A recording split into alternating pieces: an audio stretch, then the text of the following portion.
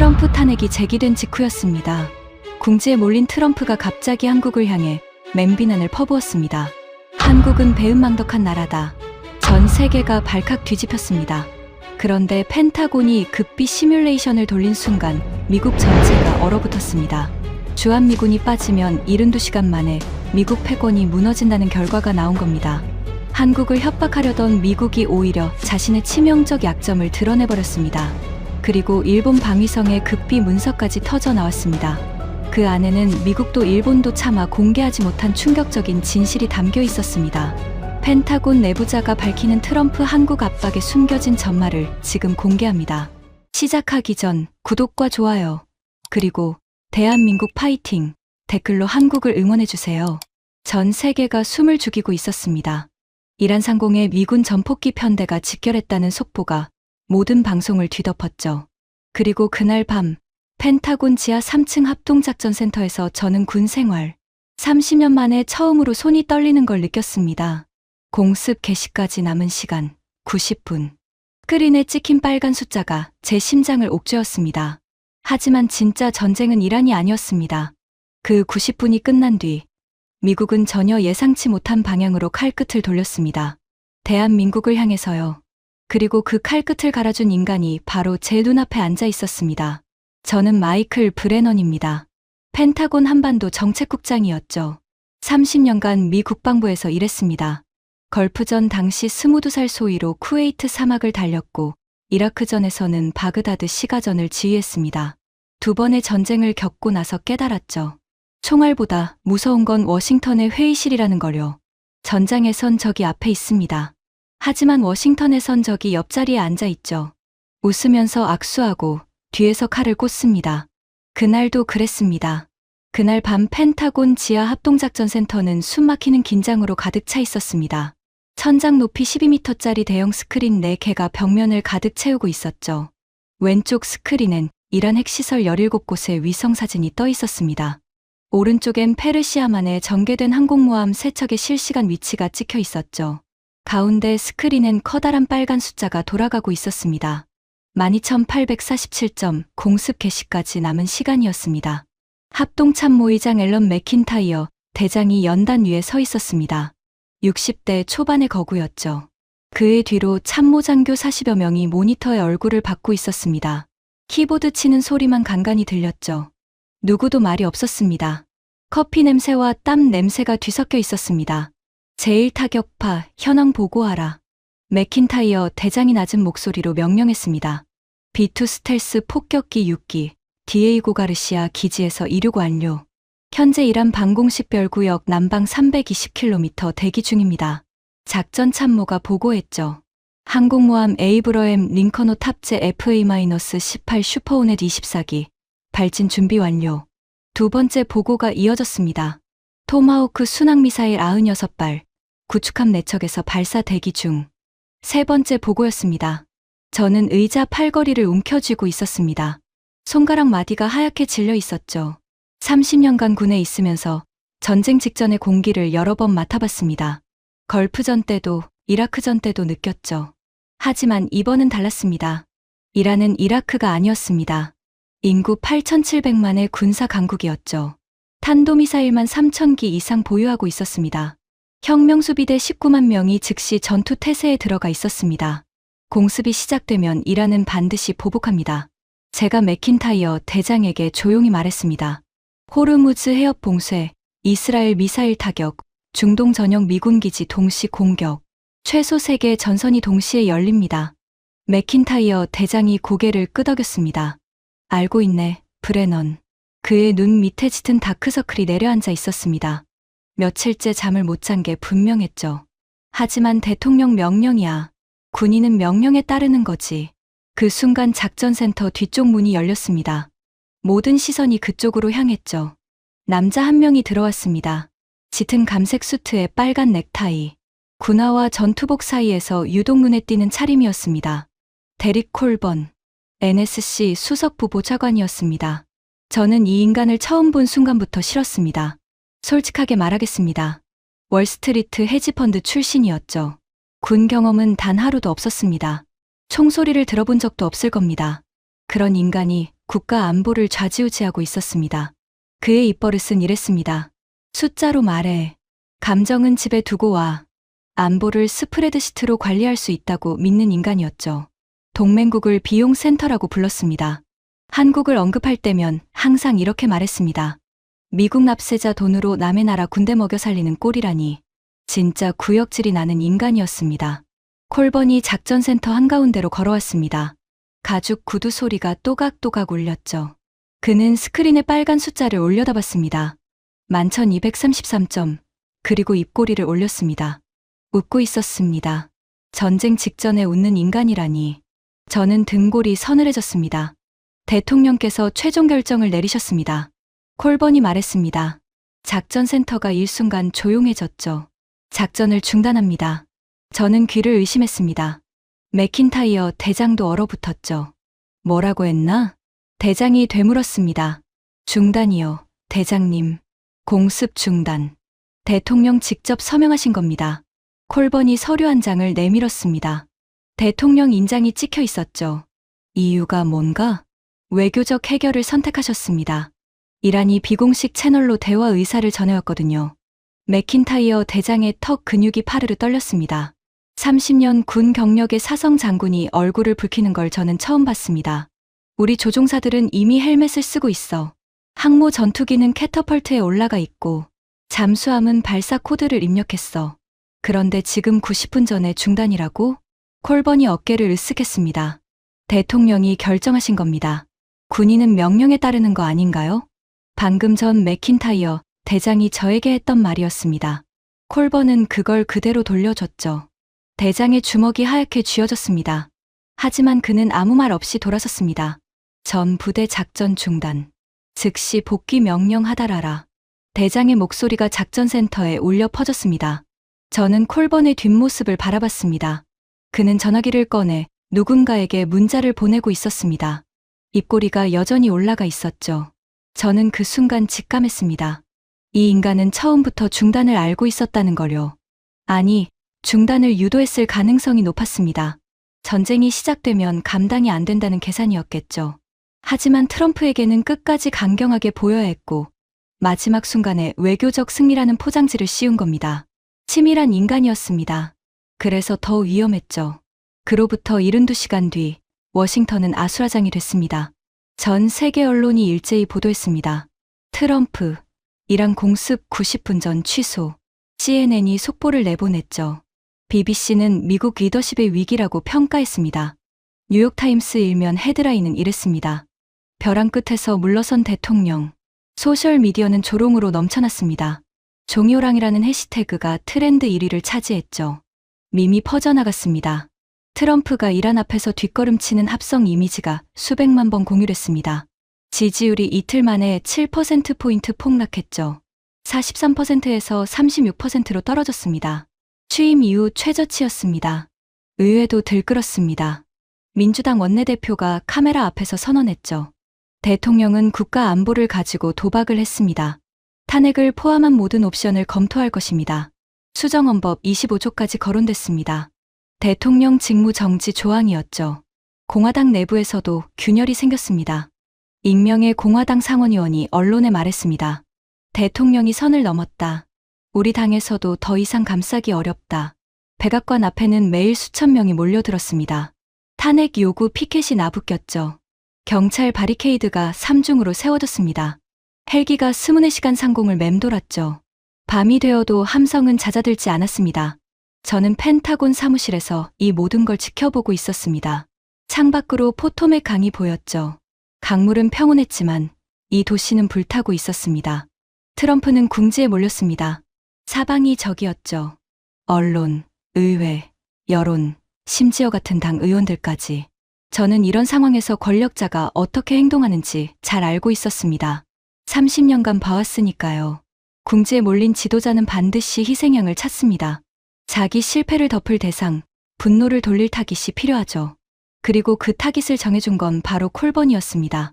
이란 공습 취소 닷새 뒤였습니다. 오후 3시에 긴급 NSC 회의가 소집됐습니다. 장소는 백악관 지하 상황실이었죠. 저는 펜타곤 대표로 참석했습니다.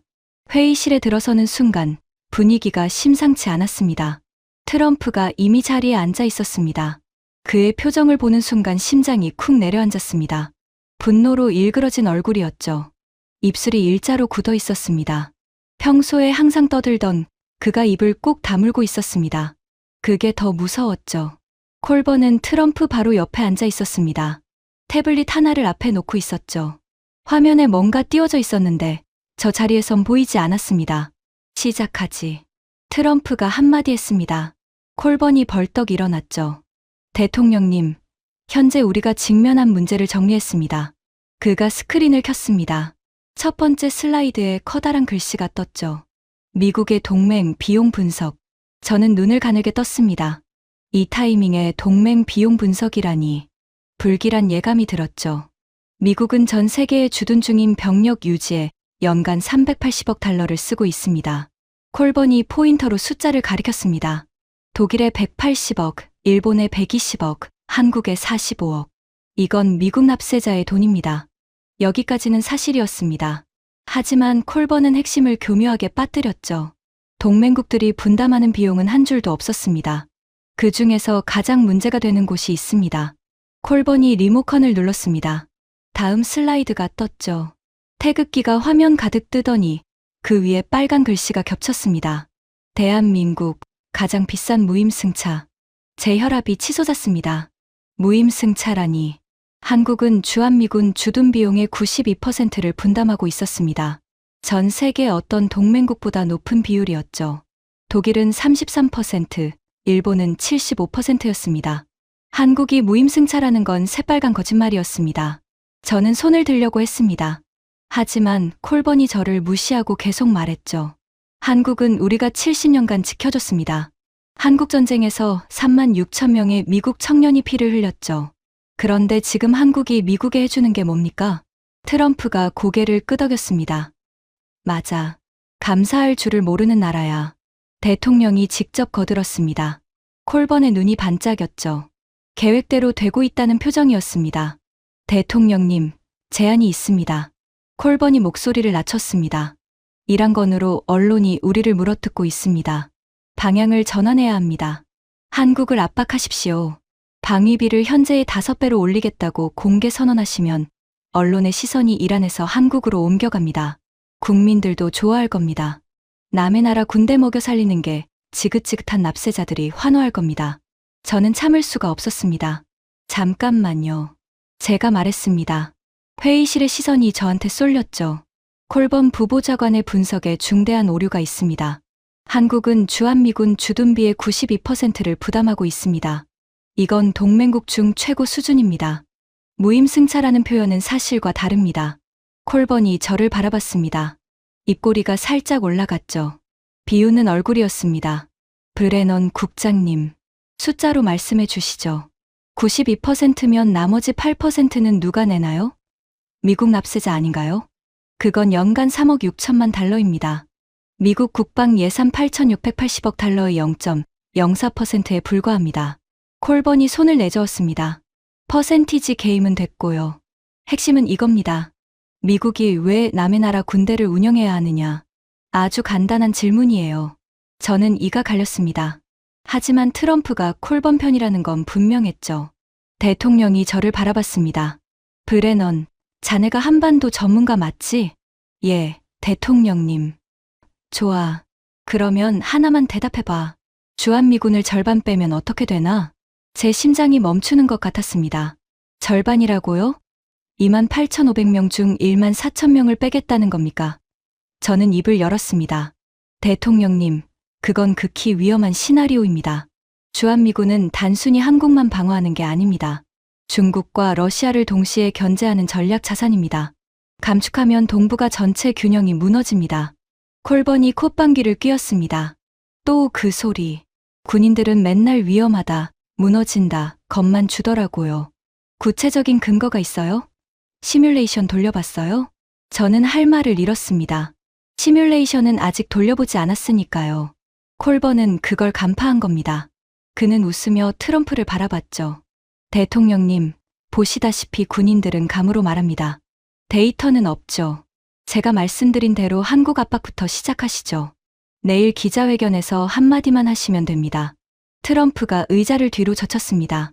천장을 올려다보더니 말했죠. 알겠어. 내일 브리핑에서 한국 얘기를 꺼내지. 그리고 저를 바라봤습니다. 브레넌, 자네한테 숙제를 주지. 주한미군 감축 시나리오 보고서를 작성해. 일주일 안에 내 책상에 올려놔. 저는 심장이 바닥으로 꺼지는 느낌이었습니다. 주한미군 감축 보고서라니. 이건 단순한 보고서가 아니었습니다. 한미동맹의 근간을 흔드는 작업이었죠. 대통령님, 다시 한번 말씀드리지만 이건 매우 신중하게 접근해야 할 사안입니다. 일주일이야, 브레넌. 더 할 말 있나? 없습니다, 대통령님. 회의가 끝났습니다. 저는 의자에서 일어나면서 다리가 후들거리는 걸 느꼈습니다. 콜번이 스치듯 지나가면서 귓속말을 했습니다. 신나는 숙제 받으셨네요. 열심히 하세요.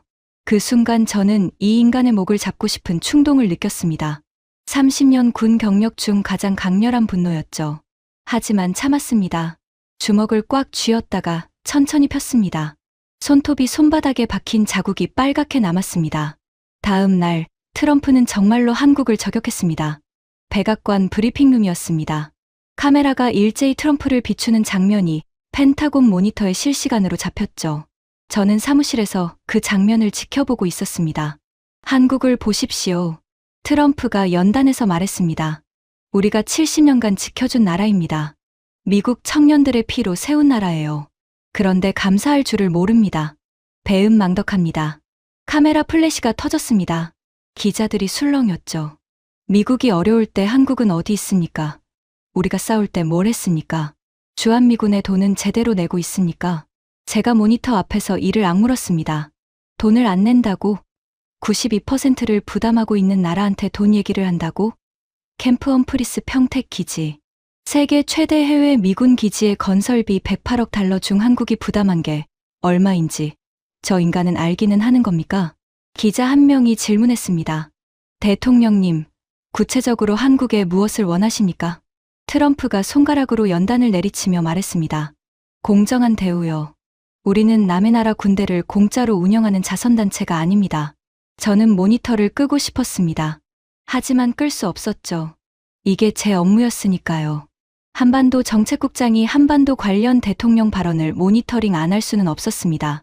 트럼프의 발언 직후 제 전화기가 쉴 새 없이 울렸습니다. 주한미군 사령부에서, 주한미국 대사관에서, 태평양 사령부에서 일제히 전화가 쏟아졌죠. 브레넌, 이게 무슨 상황이야? 주한미군 참모장의 목소리에 당혹감이 묻어났습니다. 대통령이 정말로 주한미군을 건드리려는 거야? 저는 솔직하게 답할 수 없었습니다. 아직 확정된 건 없습니다. 상황을 지켜봐 주십시오. 상투적인 대답이었죠. 하지만 속으론 알고 있었습니다. 콜번이 이미 판을 짜놨다는 걸요. 그날 밤 저는 펜타곤 사무실에 혼자 남았습니다. 책상 위에 빈 보고서 양식이 놓여 있었죠. 주한미군 감축 시나리오 분석. 제목을 치는 것조차 손가락이 무거웠습니다. 창밖으로 워싱턴의 야경이 보였습니다. 링컨 기념관의 불빛이 포토맥 강에 반사되고 있었죠. 저는 문득 아버지를 떠올렸습니다. 아버지도 군인이었습니다. 주한미군 출신이었죠. 60여 년 전 젊은 하사관으로 한국에 주둔했었습니다. 아버지가 돌아가시기 전에 말씀하셨습니다. 마이클, 한국은 특별한 나라야. 폐허에서 일어선 사람들이야.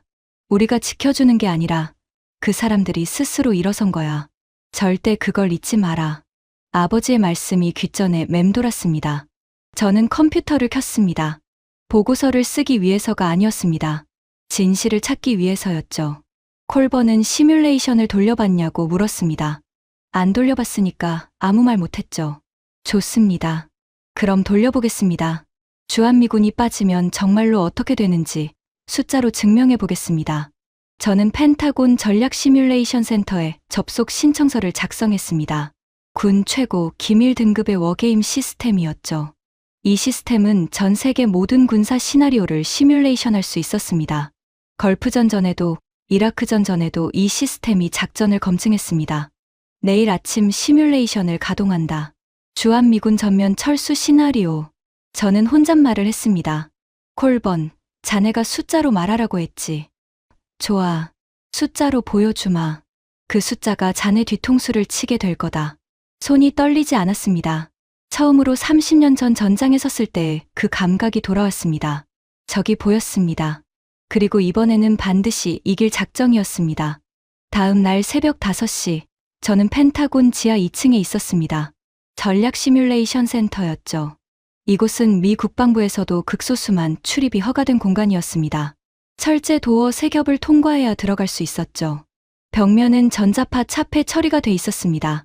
휴대전화는 반입 자체가 금지였죠. 냉각 시스템이 돌아가는 우웅거리는 소리만 가득했습니다. 서버 렉 수십 개가 파란 LED 불빛을 깜빡이며 줄지어 서 있었죠. 공기가 차갑고 건조했습니다. 숨을 들이쉴 때마다 코끝이 씌었습니다. 워게임 시스템 ATLAS.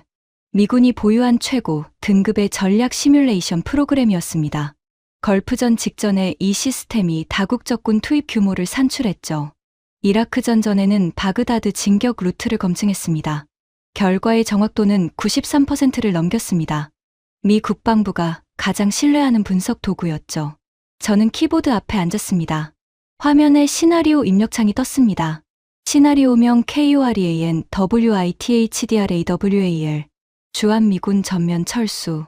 기간 6개월 단계적 철수. 변수 동북아 군사 균형. 중국 대응. 북한 대응. 일본 영향. 태평양 방어선 변화. 입력을 마치고 엔터를 눌렀습니다. 화면에 로딩바가 나타났죠. 시스템이 수만 개의 변수를 동시에 처리하기 시작했습니다. 서버 팬 소리가 한 톤 높아졌습니다. 처리 시간 예상 47분. 저는 커피를 마시며 기다렸습니다. 종이컵을 쥔 손이 미세하게 떨리고 있었죠. 무슨 결과가 나올지 솔직히 두려웠습니다. 47분 뒤 결과가 화면에 떴습니다. 저는 커피를 바닥에 쏟았습니다. 화면을 멍하니 바라봤습니다. 3번, 4번 다시 읽었습니다. 글자가 흐려지지 않았습니다. 현실이었습니다. 시나리오 주한미군 전면 철수. 결과 요약 미국 태평양 패권 72시간 내 치명적 손상. 72시간. 사흘이었습니다. 주한미군이 빠지면 사흘 만에 미국의 태평양 패권이 무너진다는 결과가 나온 겁니다. 저는 상세 리포트를 열었습니다. 손가락이 떨렸습니다. 철수 후 024시간. 중국 동부정구 사령부가 즉각 전투태세 격상. 해병대 3개 여단이 푸젠성 해안에 전진 배치. 중국 해군 북해함대와 동해함대가 동시 출항. 항공모함 산둥호와 푸젠호가 대만 해협 방향으로 이동 개시. 중국 공군 제-20 스텔스 전투기 48기가 한국 방공식별구역 인접 공역에 전개. 스문의 시간도 안 돼서 이렇게 된다고? 저는 혼잣말을 내뱉었습니다. 하지만 ATLAS의 분석은 논리적이었죠.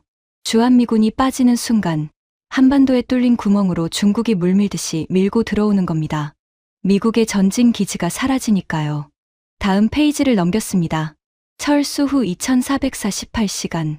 북한, 전군 전투동원령 선포. 특수작전부대 20만 명 전방 이동 감지. 스커드 미사일 발사대 120기 이동식 배치 완료. 일본 자위대 최고 경계 태세 발령.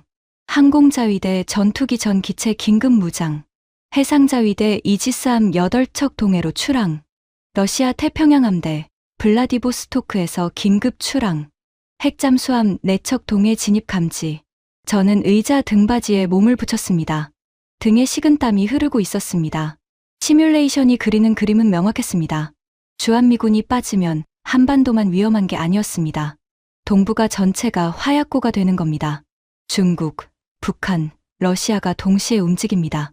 일본이 패닉에 빠지고요. 진공 상태가 생기는 거죠.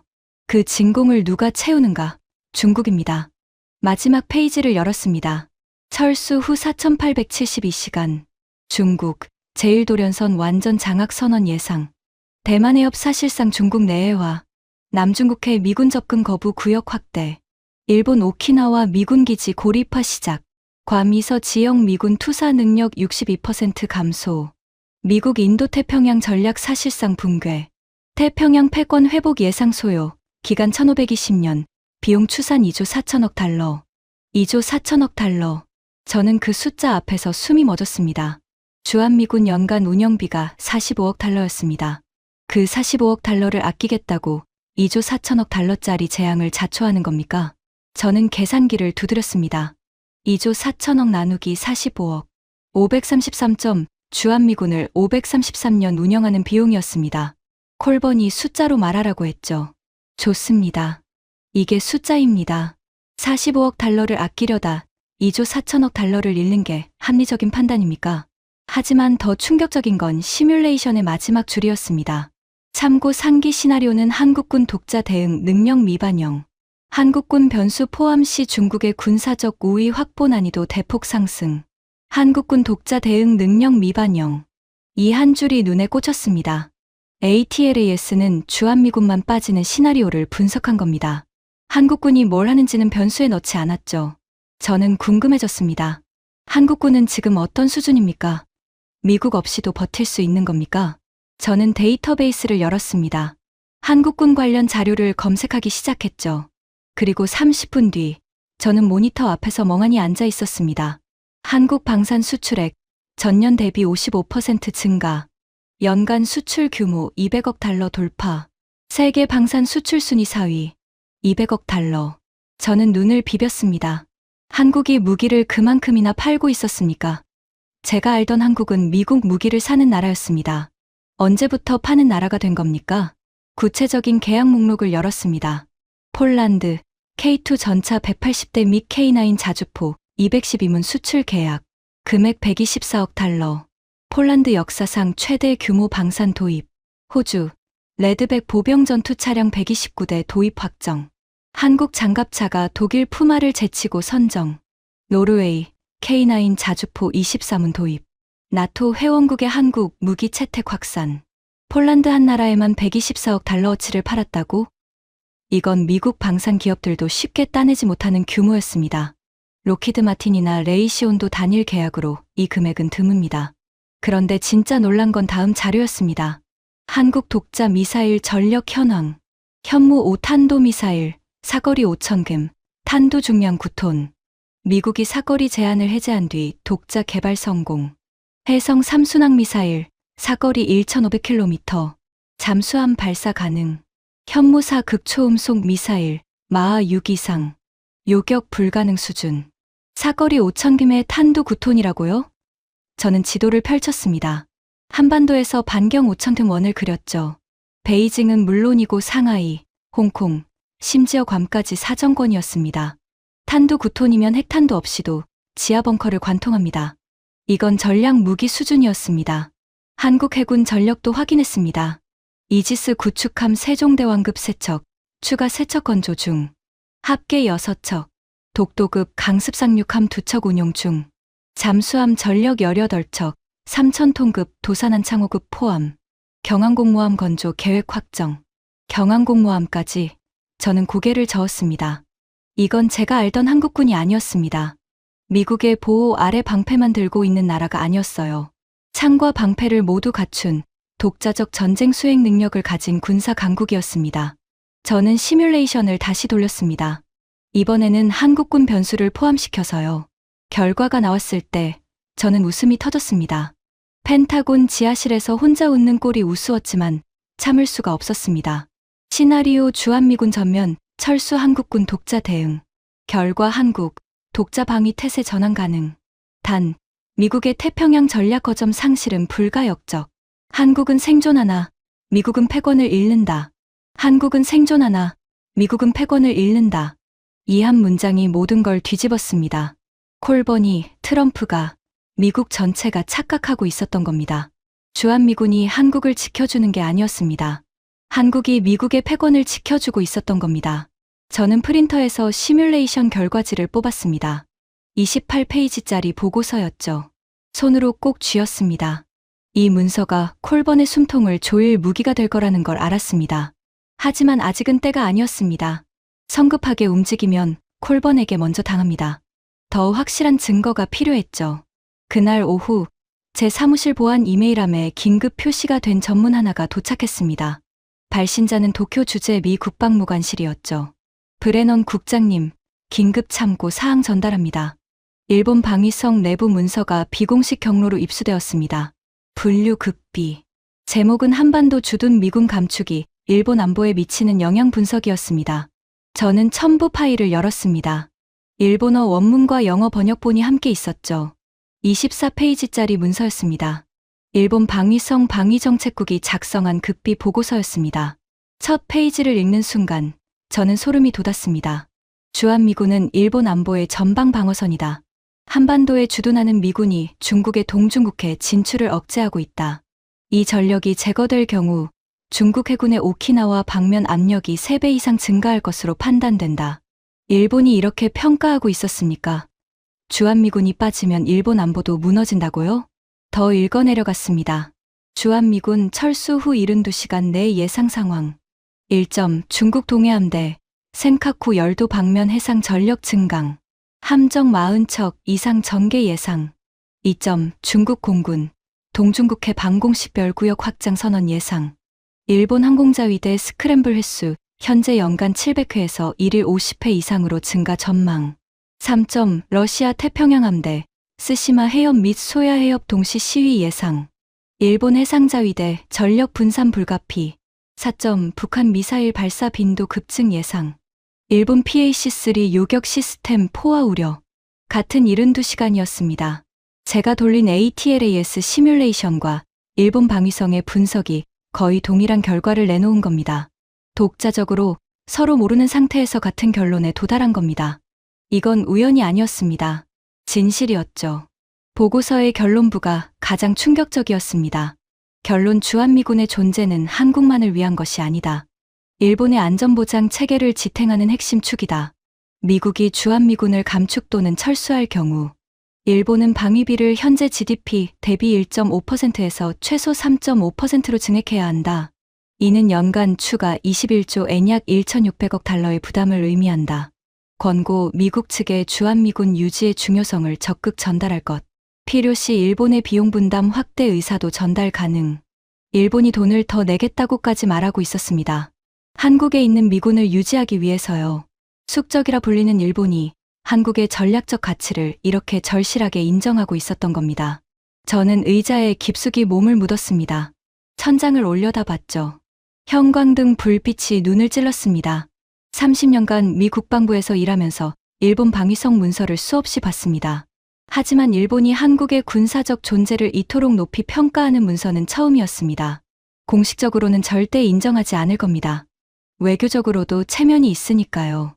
하지만 급비 문서, 아무도 보지 않는 내부 분석에서는 진실을 적었습니다. 한국 없이는 일본도 위험하다고요. 저는 이 문서를 프린터로 뽑았습니다. ATLAS 시뮬레이션 결과지 위에 가지런히 올려놨죠. 무기가 2개가 됐습니다.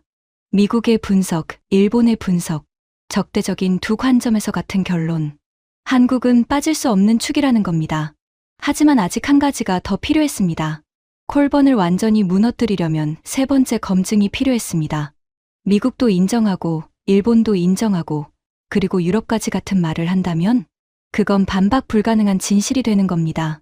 저는 런던 주재 미 국방무관에게 연락했습니다. 영국 국방부 쪽에서 한반도 관련 평가가 있느냐고요. 2시간 뒤 답장이 왔습니다. 영국 국방부 전략평가실 분석 요약문. 제목 인도태평양 지역 미군 전력 재배치가 영국 안보에 미치는 함의. 핵심 문장은 이랬습니다. 한반도는 인도태평양 안보 구조의 린치핀이다. 이곳에 미군 존재가 제거되면 중국의 해양 팽창을 억제할 기제가 사실상 소멸한다. 이는 영국의 인도태평양 전략에도 직접적 타격이 된다. 영국은 한국과의 양자 안보 협력을 긴급히 강화할 필요가 있다. 린치핀. 핵심 연결고리라는 뜻이었습니다. 영국이 한국을 그렇게 평가하고 있었습니다. 미국, 일본, 영국. 세 나라의 국방부가 같은 결론을 내린 겁니다. 한국 없이는 안 된다고요. 저는 3개의 문서를 나란히 놓고 바라봤습니다.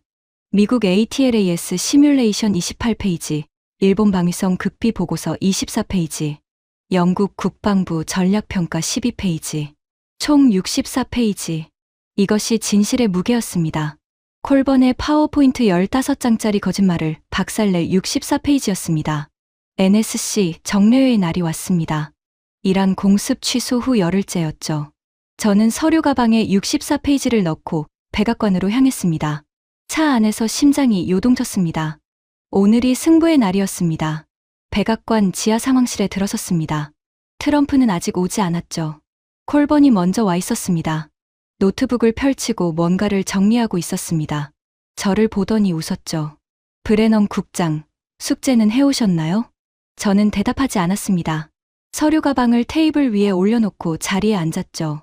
콜번이 고개를 갸웃했습니다. 평소와 다른 제 태도를 눈치챈 모양이었죠. 참석자들이 하나둘 들어왔습니다.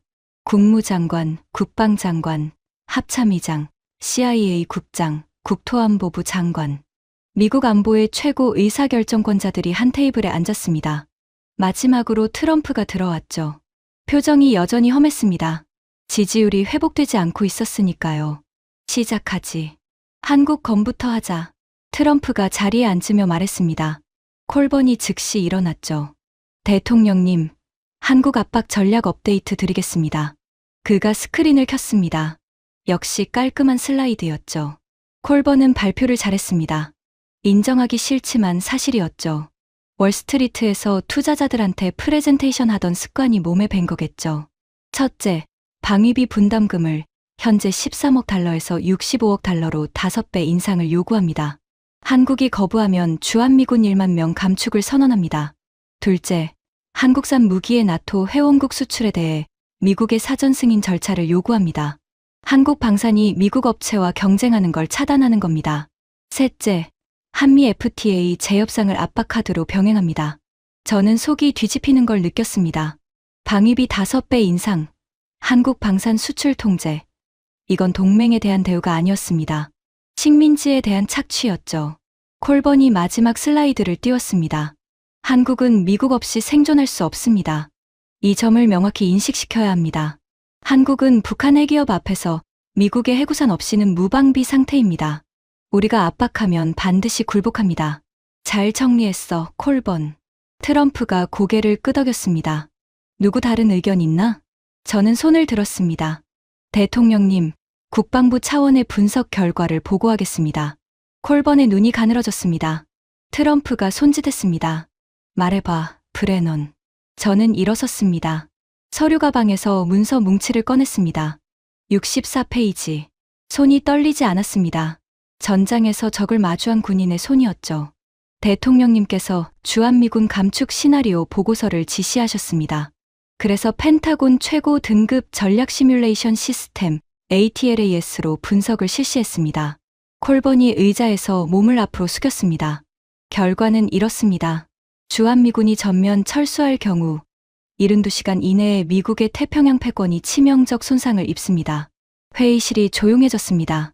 트럼프의 눈이 커졌습니다. 뭐라고? 72시간입니다. 대통령님. 사흘이면 중국이 제1도련선을 장악합니다. 대만 해협이 중국 내해가 됩니다. 괌이서 지역에서 미군 투사 능력이 62% 감소합니다. 이 손실을 복구하는 데 드는 비용은 추정 2조 4천억 달러입니다. 2조 4천억? 국방장관이 되물었습니다. 예, 장관님.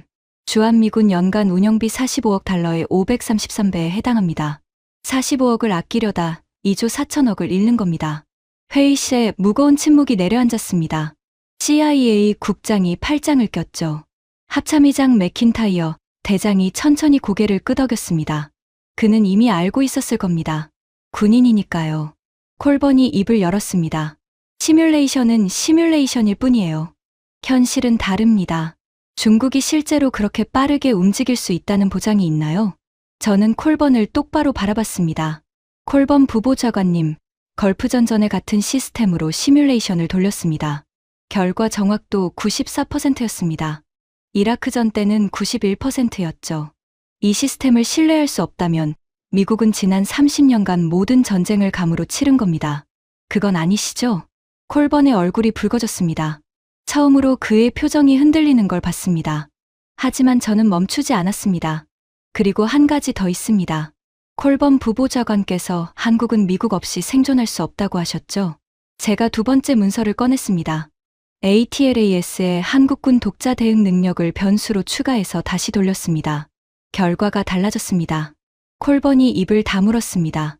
주한미군이 철수해도 한국은 독자적으로 방위를 유지할 수 있습니다. 현무 5탄도미사일 사거리 5,000금, 탄두 9톤. 이지스 구축함 6척 체제, 잠수함 전력 18척, 방산 수출 세계 4위, 연간 200억 달러. 한국은 이미 독자 생존이 가능한 군사 강국입니다. 트럼프가 얼굴을 찡그렸습니다. 그럼 뭐가 문제야? 빼도 되잖아. 아닙니다. 대통령님. 여기가 핵심입니다. 한국은 살아남습니다. 하지만 미국이 죽습니다.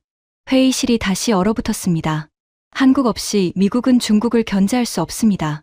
한국에서 베이징까지 950km, 미사일 도달 8분입니다. 이 칼이 빠지면 중국 목에 칼날을 댈 수 있는 곳이 사라집니다. 일본 오키나와로는 대체가 안 됩니다. 거리가 2배 이상 멀고 중국 동풍 미사일의 사정권 안에 있습니다. 주한미군이 빠지면 미국은 태평양에서 밀려납니다. 70년간 쌓아온 패권이 무너지는 겁니다.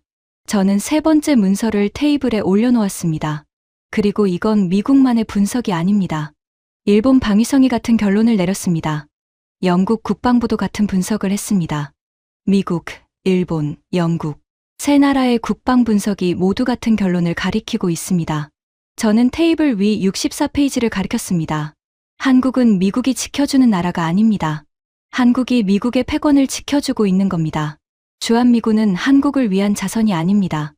미국 자신의 생존 전략입니다.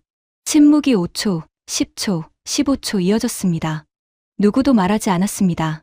콜번이 입을 열었습니다. 하지만 평소의 여유는 사라져 있었죠. 흥미로운 분석이네요. 하지만 이건 국방부의 시각일 뿐이에요. 경제적 관점은 빠져 있죠. 납세자의 돈 문제는 어떻게 설명할 건데요? 콜번 부보좌관님, 아까 말씀드렸죠. 45억 달러 아끼려다 2조 4천억 달러 잃는 게 경제적으로 합리적입니까? 월스트리트에서 이런 투자 판단하시면 하루 만에 해고당하셨을 겁니다. 회의실 한쪽에서 헛기침 소리가 났습니다. 웃음을 참는 소리였죠. CIA 국장이었습니다. 콜번의 얼굴이 새빨개졌습니다. 트럼프가 테이블을 손바닥으로 탁 쳤습니다. 됐어. 브레넌, 자네 보고서 내 책상에 올려놔. 읽어볼 테니까. 저는 기대했습니다. 대통령이 설득됐을 수도 있다고요. 하지만 다음 말이 저를 얼어붙게 만들었습니다. 그런데 한국 압박은 계속한다. 방위비 인상 요구는 예정대로야. 대통령님, 방금 제 보고를 들으셨잖습니까? 들었어. 하지만 정치는 달라. 이란건으로 내가 약해 보이면 안 돼. 한국을 압박하는 모습을 보여줘야 국민들이 내가 강하다고 느낀다고. 저는 할 말을 잃었습니다. 이건 안보가 아니었습니다. 정치 쇼였습니다. 트럼프는 한국이 필요하다는 걸 알았어도 압박을 멈출 생각이 없었습니다. 자기 체면, 자기 지지율이 더 중요했으니까요. 콜번이 미소를 되찾았습니다. 그리고 저를 바라보며 어깨를 으쓱했습니다. 정치란 이런 거예요, 국장님. 저는 주먹을 테이블 밑에서 꽉 쥐었습니다. 이가 갈렸지만 표정을 바꾸지 않았습니다. 전장에서 배운 게 하나 있습니다. 한 번 져도 전쟁에서 지는 건 아니라는 겁니다. 오늘은 졌습니다. 하지만 끝이 아니었습니다. 트럼프의 한국 압박은 계속됐습니다. 그 다음 주 트럼프는 트위터에 연이어 한국을 언급했습니다. 미국은 한국의 ATM이 아니다. 한국은 우리 군인들의 희생을 잊었다. 주한미군 비용을 한국이 전액 부담해야 한다. 매일 새로운 트윗이 올라왔습니다. 리트윗이 수만 개씩 달렸죠. 미국 우파 미디어가 환호했습니다. 폭스뉴스 앵커가 말했습니다. 대통령이 옳습니다. 한국은 공짜 점심에 익숙해진 겁니다. 저는 이를 악물고 지켜봤습니다. 하지만 콜번과 트럼프가 예상 못한 일이 벌어지기 시작했습니다. 세계가 움직인 겁니다. 먼저 유럽이었습니다. 트럼프의 한국 압박이 연일 뉴스에 오르자 유럽 국가들이 긴급히 계산을 시작했습니다. 한국이 미국에 밀려나면 누가 그 빈자리를 채울 건가? 한국 방산 시장이 흔들리면 우리 무기 조달은 어떻게 되는가? 프랑스가 먼저 움직였습니다. 마크롱 대통령이 한국과 포괄적 안보협력 협정을 체결한다고 발표했죠. 한국은 인도태평양의 핵심 파트너입니다. 프랑스는 한국과의 전략적 관계를 최고 수준으로 격상합니다. 독일이 뒤따랐습니다. 독일 국방장관이 한국을 직접 방문했죠. K9 자주포 추가 도입 협의를 위해서였습니다. 한국의 방산 기술은 세계 최고 수준입니다. 독일군은 한국과의 협력을 확대할 것입니다. 영국 국방장관이 선언했습니다. 한국과 양자 안보 협력을 강화합니다. 한국은 아시아의 나토라 불릴 만한 나라입니다. 나토 사무총장이 직접 발언했습니다. 한국은 나토의 핵심 파트너 국가입니다. 트럼프 대통령의 발언과 관계없이 나토는 한국과의 관계를 더욱 강화할 것입니다. 저는 매일 아침 뉴스를 확인하며 혀를 내둘렀습니다. 트럼프가 한국을 압박할수록 세계가 한국에 다가가고 있었습니다. 콜번이 의도한 것과 정반대의 결과가 벌어지고 있었죠. 그리고 결정적인 뉴스가 터졌습니다. 중동이었습니다. 사우디아라비아가 한국과 200억 달러 규모의 방산 패키지 계약을 발표한 겁니다. 천궁 2 미사일 방어 체계, K9 자주포, FA-50 경전투기 패키지였습니다. 트럼프가 한국을 공격했습니다. 그래서 우리는 한국에 더 가까이 갔습니다. 사우디 국방차관이 인터뷰에서 대놓고 말했습니다. 미국이 신뢰할 수 없는 동맹이라면 신뢰할 수 있는 다른 파트너를 찾아야 하지 않겠습니까? 이건 트럼프에게 직격탄이었습니다. 사우디는 미국의 최대 무기 고객이었거든요. 그 사우디가 미국 대신 한국 무기를 사겠다고 한 겁니다. 미국 방산 기업들이 난리가 났습니다. 로키드 마틴, 레이시온, 노스록 그루먼 주가가 이틀 만에 7% 빠졌죠. 콜번, 자네가 한국을 압박하라고 했지. 결과가 이거야. 제가 속으로 중얼거렸습니다. 한국을 건드렸더니 미국 방산 기업이 타격을 받고 사우디가 등을 돌리고 유럽이 한국 편을 드는 꼴이라니. 이게 콜번이 원한 결과입니까? 워싱턴에서도 분위기가 바뀌기 시작했습니다. 의회가 움직인 겁니다. 상원 외교위원회 위원장 직접 발표가 나왔습니다. 트럼프 행정부의 한국 압박 정책이 미국 국익에 미치는 영향을 조사하기 위해 청문회를 소집합니다. 국방부 한반도 정책국장 마이클 브레넌을 증인으로 소환합니다. 그 뉴스를 본 순간 제 심장이 뛰었습니다. 청문회, 상원 청문회에서 증언할 기회가 온 겁니다. NSC 회의실에서는 트럼프가 묵살했습니다. 하지만 상원 청문회는 다릅니다. 전국 생중계됩니다. 트럼프도 콜번도 막을 수 없습니다. 저는 서류 가방에서 64페이지를 꺼내 다시 한번 들여다봤습니다. ATLAS 시뮬레이션, 일본 방위성 극비 보고서, 영국 국방부 분석. 이 문서들이 세상에 나갈 때가 온 겁니다. 그날 밤 퇴근길에 콜번에게서 전화가 왔습니다. 브레넌, 청문회에 나가는 거 알고 있어요. 충고 하나 할게요. 대통령의 정책에 반하는 증언을 하면 당신 커리어는 끝이에요. 30년 경력이 하루아침에 사라져요. 잘 생각해요. 협박이었습니다. 노골적인 협박이었죠. 콜번다운 수법이었습니다. 저는 전화를 끊기 전에 한마디 했습니다. 콜번, 나는 30년간 전장에서 살아남은 사람이야. 자네 같은 양복쟁이한테 겁먹을 것 같나? 전화를 끊었습니다. 손이 떨리지 않았습니다. 오히려 미소가 나왔죠. 드디어 전투가 시작된다는 걸 알았으니까요. 저는 집으로 돌아왔습니다. 서재에 들어가 불을 켰습니다. 책상 위에 아버지의 사진이 있었죠. 젊은 시절 한국에서 찍은 사진이었습니다. 군복을 입은 아버지 옆에 한국인 아이들이 웃고 서 있었습니다. 아버지가 그 아이들에게 초콜릿을 나눠주는 장면이었죠. 사진 뒷면에 아버지의 글씨가 있었습니다. 이 아이들이 커서 대단한 나라를 만들 거야. 나는 그걸 믿어. 아버지, 맞으셨습니다. 대단한 나라가 됐습니다. 그리고 이제 제가 그 진실을 세상에 말할 차례입니다. 저는 청문회 증언 원고를 쓰기 시작했습니다. 새벽 3시까지 한 글자 한 글자 정성 들여 적었습니다. 포토맥 강 위로 안개가 피어오를 무렵 원고가 완성됐습니다. 12페이지. 제 인생에서 가장 중요한 12페이지였습니다. 창밖을 바라봤습니다. 워싱턴의 새벽은 조용했습니다. 하지만 내일이면 이 도시가 다시 뒤집어질 겁니다. 이번에는 제가 뒤집을 차례였습니다. 상원 러셀 빌딩 216호실. 미국 상원 외교위원회 청문회장이었습니다. 이곳에서 역사적인 청문회가 수없이 열렸죠. 베트남전 청문회, 이란콘트라 청문회, 이라크전 청문회. 미국의 운명이 결정된 자리였습니다. 그리고 오늘 제가 그 자리에 섰습니다. 청문회장에 들어서는 순간 심장이 벼락 맞은 것처럼 뛰었습니다. 수백 개의 카메라 플래시가 얼굴을 때렸습니다. 시야가 하얘졌죠. 눈을 깜빡이며 앞을 봤습니다. 반원형 단상 위에 상원의원 21명이 앉아 있었습니다. 그 뒤로 방청석이 꽉 차 있었죠. 기자들이 빼곡했습니다. CNN, MBC, ABC, BBC, NHK까지 전 세계 주요 언론이 생중계하고 있었습니다. 증인석은 단상 정중앙 한 단 낮은 곳에 있었습니다. 의자 하나, 마이크 하나, 물컵 하나. 저는 그 의자에 앉았습니다. 서류 가방을 무릎 위에 올려놓았죠. 64페이지가 들어 있었습니다. 방청석 맨 뒤쪽을 흘끗 봤습니다. 콜번이 앉아 있었습니다. 다리를 꼬고 팔짱을 낀 채 저를 바라보고 있었죠. 입꼬리가 올라가 있었습니다. 아직도 웃고 있었습니다. 자신만만한 표정이었죠. 마치 이렇게 말하는 것 같았습니다. 어디 한번 해봐. 대통령한테 찍히면 끝인 거 알지? 저는 시선을 돌렸습니다. 단상 위 외교위원장을 바라봤죠. 70대 초반의 백발 남성이었습니다. 그가 의사봉을 두드렸습니다. 상원 외교위원회 긴급 청문회를 개회합니다. 안건은 트럼프 행정부의 한반도 정책이 미국 국익에 미치는 영향입니다. 첫 번째 증인, 국방부 한반도 정책국장 마이클 브레넌. 위원장이 저를 바라봤습니다.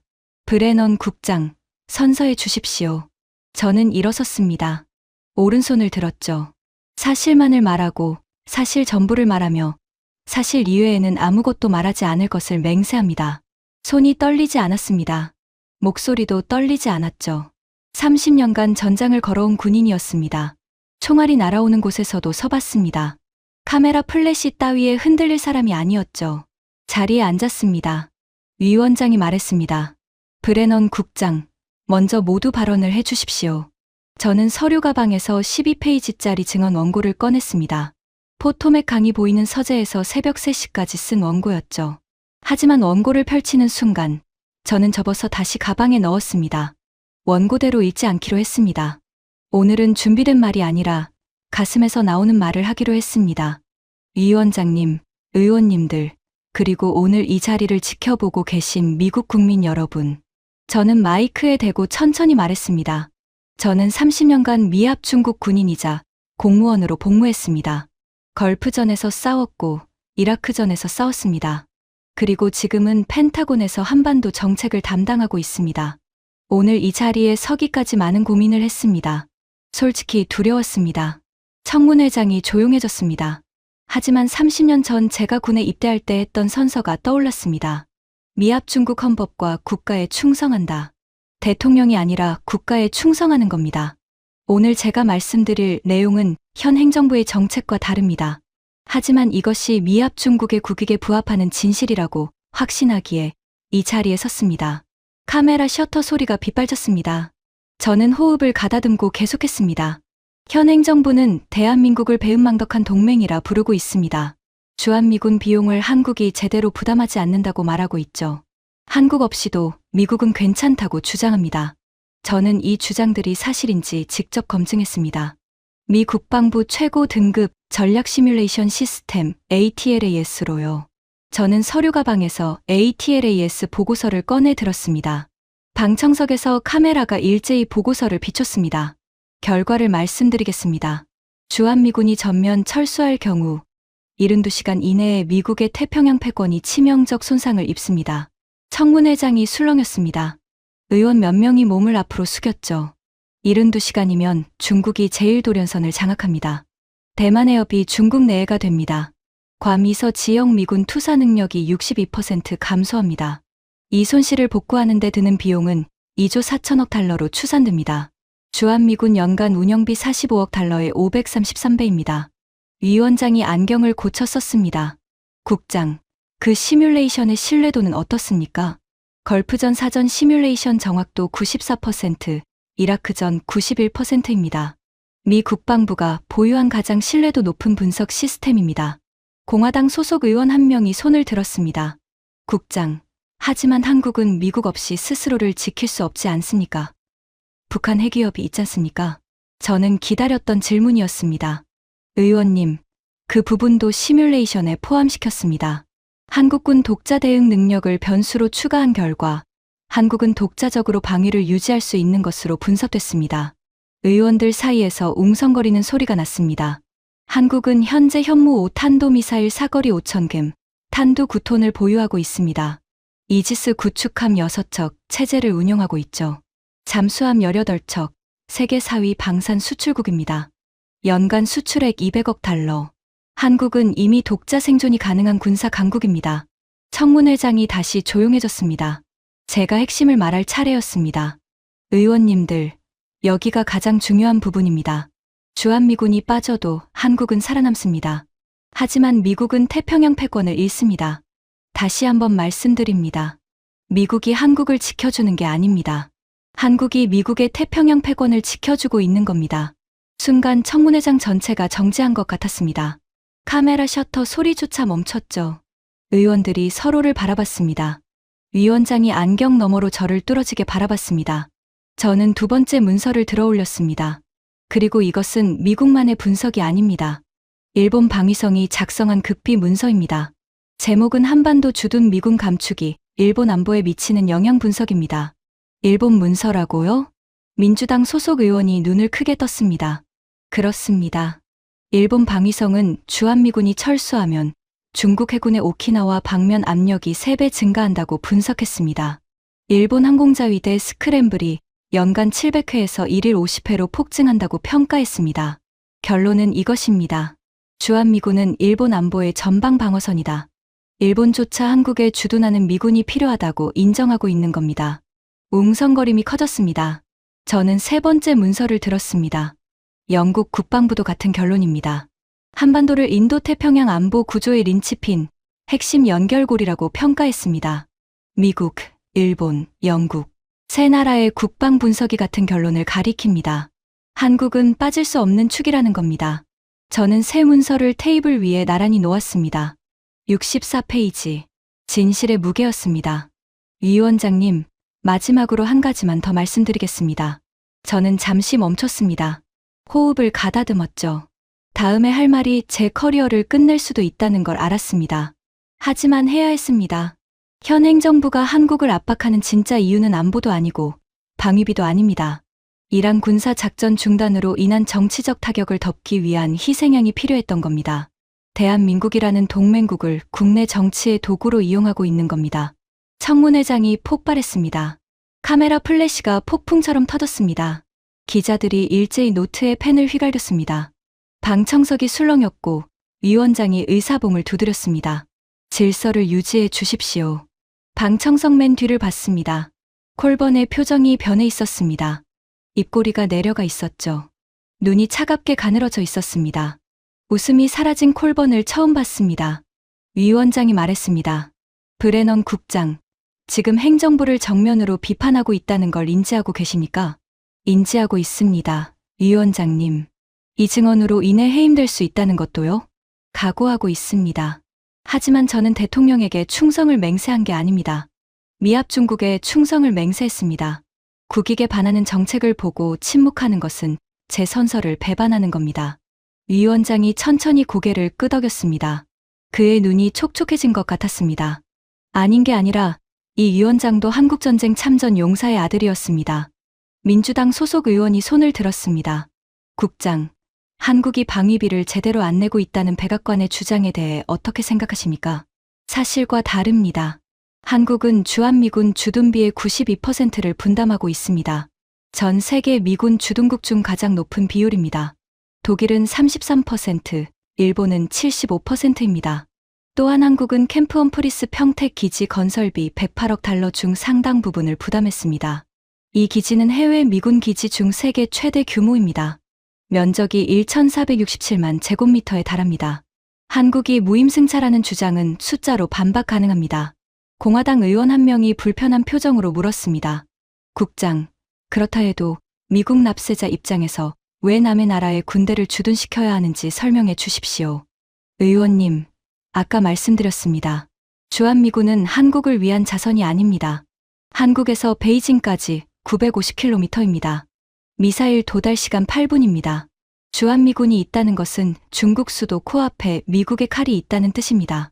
이 칼을 빼면 중국은 하루아침에 동아시아를 삼킵니다. 대만이 먼저 넘어가고 일본이 고립되고 호주가 위협받습니다. 미국이 70년간 쌓아온 인도태평양 질서가 무너지는 겁니다. 45억 달러는 미국이 세계 패권을 유지하기 위해 내는 보험료입니다. 세상에서 가장 싼 보험이죠. 공화당 의원이 입을 다물었습니다. 더 이상 반박하지 않았죠. 3시간 넘게 이어진 청문회가 끝을 향해 갔습니다. 위원장이 마지막 질문을 던졌습니다. 브레넌 국장, 마지막으로 이 자리를 빌려 미국 국민에게 하고 싶은 말이 있습니까?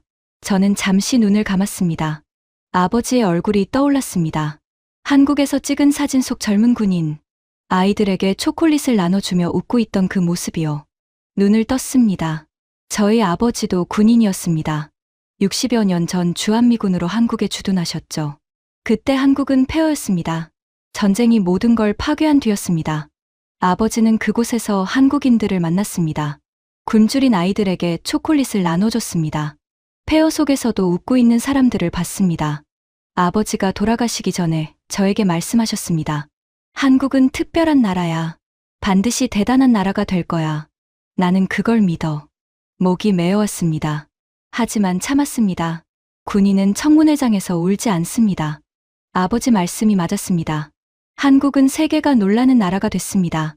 전쟁의 폐허에서 세계 경제 12위가 됐습니다. 반도체, 배터리, 조선에서 세계 1위를 차지했습니다. 방산 수출 세계 4위가 됐습니다. K-팝과 K-드라마가 전 세계를 사로잡았습니다. 불과 70여 년 만에 이것을 이뤄낸 나라입니다. 이런 나라를 배은망덕이라고 부르는 건 저는 동의할 수 없습니다. 청문회장이 숨죽이고 있었습니다. 그리고 무엇보다 한국은 미국이 필요할 때 곁에 있었습니다. 베트남전에 32만 명을 파병했습니다. 미국 다음으로 많은 병력이었습니다. 이라크전에도 아프가니스탄에도 한국군이 있었습니다. 한국은 배은망덕한 나라가 아닙니다. 미국과 함께 피를 흘린 전우입니다. 위원장의 눈가가 붉어졌습니다. 그 옆에 의원도 고개를 숙이고 있었죠. 미국은 위대한 나라입니다. 하지만 위대한 나라는 동맹을 협박하지 않습니다. 위대한 나라는 함께 싸운 전우를 배은망덕이라 부르지 않습니다. 위대한 나라는 진실을 직시합니다. 한국이 미국을 필요로 하는 만큼 미국도 한국을 필요로 합니다. 아니, 솔직히 말하면 미국이 더 필요로 합니다. 그게 오늘 제가 가져온 64페이지가 말하는 진실입니다. 감사합니다. 3초의 침묵이 흘렀습니다. 그리고 방청석에서 박수가 터져 나왔습니다.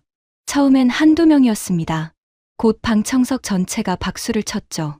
기자석에서도 박수가 나왔습니다. 위원장이 의사봉을 두드렸지만 박수는 쉽게 잦아들지 않았습니다. 저는 고개를 숙이고 물컵을 들었습니다. 손이 떨렸습니다. 이번에는 두려움이 아니라 다른 이유였죠. 뭐라고 설명하기 어려웠습니다. 30년 군 인생에서 처음 느끼는 감정이었습니다. 콜번이 앉았던 자리를 봤습니다. 비어 있었습니다. 그는 이미 사라져 있었죠. 청문회 이후 모든 것이 바뀌었습니다. 제 증언 영상은 24시간 만에 3천만 뷰를 넘겼습니다. 미국이 한국을 지켜주는 게 아닙니다. 한국이 미국의 패권을 지켜주고 있는 겁니다. 이 한 문장이 헤드라인을 장악했죠. CNN이 특집을 편성했습니다. BBC가 다큐멘터리 제작을 선언했습니다. 일본 NHK도 제 증언을 전문 번역해서 내보냈죠. 워싱턴이 들끓었습니다. 상원 외교위원회는 만장일치로 결의안을 채택했습니다. 주한미군은 미국 국익의 핵심 자산이다. 한미동맹은 상호 존중에 기반해야 한다. 여론이 확 뒤집혔습니다. 트럼프의 한국 압박을 지지했던 국민들이 돌아서기 시작했죠. 방송에 나온 참전 용사 한 명이 말했습니다. 나는 한국 전쟁에서 싸웠어. 한국 사람들이 배은망덕하다고? 천만에. 그 사람들은 폐허에서 기적을 만들었어. 우리 대통령이 부끄러운 줄 알아야지. 그로부터 일주일 뒤 백악관이 발표를 냈습니다. 데릭 콜번 NSC 수석 부보좌관이 사임합니다. 공식적으로는 개인 사유였습니다. 하지만 워싱턴에서 그걸 고지곳대로 믿는 사람은 없었습니다. 해임이었죠. 트럼프도 결국 버틸 수 없었던 겁니다. 여론이 너무 강하게 돌아섰으니까요. 콜번이 백악관을 나가는 장면이 카메라에 잡혔습니다. 박스 하나를 들고 있었죠. 입꼬리가 내려가 있었습니다. 기자가 소리쳤습니다. 콜번 씨, 한마디만 해주세요. 그는 대답하지 않았습니다. 고개를 숙인 채 차에 탔죠. 그게 마지막이었습니다. 워싱턴에서 데릭 콜번이라는 이름은 그 뒤로 다시 들리지 않았습니다. 한 달 뒤, 저는 한국에 있었습니다. 상원 외교위원회의 요청으로 한미동맹 현장 실태 조사단에 포함된 겁니다. 비행기가 인천공항에 착륙했을 때 창밖으로 보이는 풍경에 가슴이 뜨거워졌습니다. 깨끗한 활주로, 반짝이는 터미널, 질서정연하게 움직이는 사람들. 아버지가 봤던 폐허의 나라는 어디에도 없었습니다. 평택 캠프 험프리스로 향했습니다. 차 창밖으로 한국의 풍경이 스쳐 지나갔습니다. 고층 아파트 단지, 첨단 공장, 넓은 도로. 기적이라는 단어가 떠올랐습니다. 이건 정말 기적이었습니다. 인류 역사상 이렇게 짧은 시간에 이만큼 성장한 나라는 없었습니다. 캠프 험프리스 정문에 도착했습니다. 미군 기지 중 세계 최대 규모. 면적 1,467만 제곱미터. 서울의 여의도보다 넓었습니다. 정문을 통과하는 순간 가슴이 먹먹해졌습니다. 아버지도 한국의 미군 기지에 주둔하셨습니다. 그때는 판잣집과 흙먼지뿐이었겠죠. 지금 이곳은 현대식 건물과 녹지가 가득한 하나의 도시였습니다. 기지 사령관이 저를 맞이했습니다. 브레넌 국장, 환영합니다. 청문회 증언, 저도 받습니다. 감사드립니다. 사령관이 손을 내밀었습니다. 저는 꽉 잡았죠. 제가 한 일은 진실을 말한 것뿐입니다. 기지를 둘러봤습니다. 주둔 병력 4만 2천 명의 생활터전이었죠. 학교, 병원, 마트, 체육관까지 갖춘 완전한 도시였습니다. 한국 정부가 건설비 상당 부분을 부담했다는 사실이 새삼 떠올랐습니다. 이 거대한 기지를 한국이 지어준 거나 마찬가지였습니다. 그런데 배은망덕이라고요? 기지 내 한미연합사령부 건물 앞에 섰습니다. 입구에 태극기와 성조기가 나란히 걸려 있었습니다. 바람에 두 깃발이 함께 펄럭이고 있었죠. 70년간 함께 서온 두 나라의 깃발이었습니다. 전쟁도, 위기도, 정치적 폭풍도 이 두 깃발을 갈라놓지 못했습니다. 오후에 한국군 장교들과 만남이 있었습니다. 한미 합동 브리핑이었죠. 한국군 대령 한 명이 발표를 했습니다. 유창한 영어였습니다. 한미 연합방위 태세에 대한 브리핑이었죠. 발표가 끝나고 저는 그 대령에게 다가갔습니다.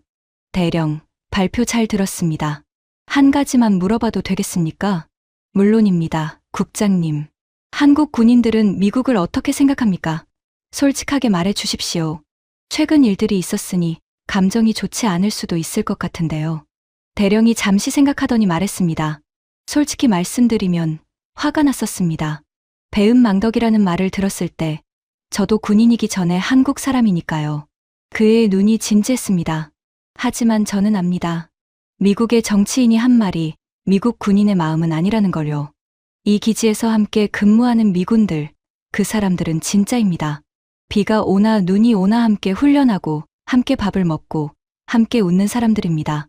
동맹은 정치인의 말로 결정되는 게 아닙니다. 현장에서 함께 땀 흘리는 사람들이 결정하는 겁니다. 저는 그 대령의 손을 잡았습니다. 꽉 쥐었죠. 말이 나오지 않았습니다. 30년 군 경력에서 적국의 군인에게는 총을 겨눴지만 이 순간 동맹국 군인의 손을 잡는 게 훨씬 무거웠습니다. 고맙습니다, 대령. 그 한마디가 전부였습니다. 하지만 충분했죠. 해가 지고 있었습니다. 캠프 험프리스 외곽의 언덕에 올라갔습니다. 노을이 평택 들판 위로 번지고 있었죠. 붉은 빛이 들판을 물들이고 있었습니다. 벼가 바람에 일렁이고 있었습니다. 그 너머로 한국의 도시가 보였습니다. 고층 건물의 불빛이 하나둘 켜지고 있었죠. 60여 년 전 아버지가 봤을 풍경은 이렇지 않았을 겁니다. 폐허였겠죠. 잿더미였을 겁니다. 굶주린 아이들이 미군에게 손을 내밀던 땅이었을 겁니다. 아버지는 그 아이들에게 초콜릿을 나눠줬습니다. 그리고 말했죠. 이 아이들이 커서 대단한 나라를 만들 거야. 아버지, 보이십니까? 저는 하늘을 올려다봤습니다. 저 아이들이 만든 나라가 이것입니다. 세계가 놀라는 나라입니다. 미국조차 함부로 못하는 나라입니다. 아니, 미국이 필요로 하는 나라입니다. 아버지가 믿으셨던 대로 됐습니다. 바람이 불었습니다. 포근한 바람이었죠. 60여 년 전 같은 바람이 아버지의 군복 자락을 스쳤을 겁니다. 그리고 오늘 같은 바람이 저의 얼굴을 스쳤습니다. 아버지와 저를 잇는 바람이었습니다. 한국과 미국을 잇는 바람이었죠. 저는 그날 깨달았습니다. 동맹의 진짜 의미를요. 동맹은 계산서가 아닙니다. 숫자로 따질 수 있는 거래가 아닙니다. 동맹은 신뢰입니다. 함께 피를 흘린 기억입니다. 함께 일어선 역사입니다. 콜번 같은 인간은 평생 이해하지 못할 겁니다. 스프레드시트에는 신뢰가 입력되지 않으니까요. 저는 주머니에서 아버지의 사진을 꺼냈습니다. 한국에 올 때 가져온 것이었죠.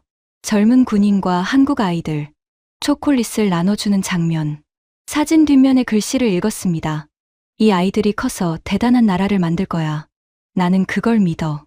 저도 믿습니다, 아버지. 그리고 이제 전 세계가 알게 됐습니다. 한국이 얼마나 대단한 나라인지를요.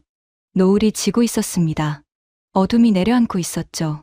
하지만 한국의 도시에서는 불빛이 하나둘 켜지고 있었습니다.